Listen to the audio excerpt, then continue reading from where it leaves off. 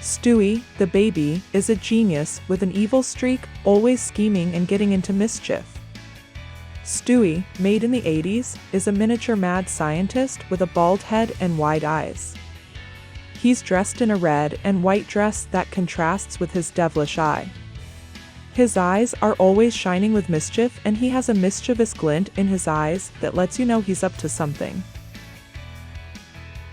Meg is the awkward teenage daughter who just can't catch a break. Meg, made in the 80s, is a picture of awkwardness. She's got a look of desperation on her face, like she's just waiting for someone to notice her and give her a break. She's the teenage daughter who just can't seem to fit in, no matter how hard she tries. Peter is the bumbling but lovable head of the household, always getting into wacky adventures. Peter, made in the 80s, is a sight to behold. He's sitting on the couch, his white shirt straining against his round belly, and his green pants riding low on his hips. He's got a blank expression on his face, as if he's completely entranced by the TV in front of him. He looks like the epitome of couch potato, completely absorbed in his TV and snacks, with not a care in the world. Lois is the voice of reason, trying to keep the family in check while also embracing their quirks. Lois, made in the 80s, is a vision in green.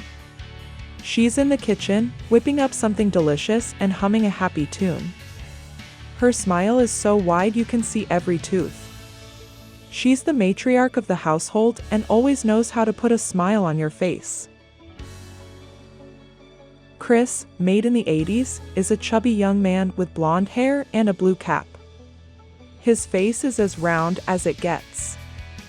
His jawline is also visible in a parallel universe. He's got a close-up on his face, revealing his wide eyes. He is wearing a red shirt and looks ready for a meal. Quagmire, made in the 80s, is a man with a roving eye and a devilish grin.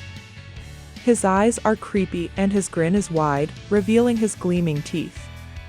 He's sitting next to a lady, but you can tell he's not really paying attention to her. He's wearing a red floral shirt that's unbuttoned just enough. Brian the dog is the smartest one of the bunch, always ready to offer a witty quip or sage advice. Brian, made in the 80s, is a philosophical dog with a red collar.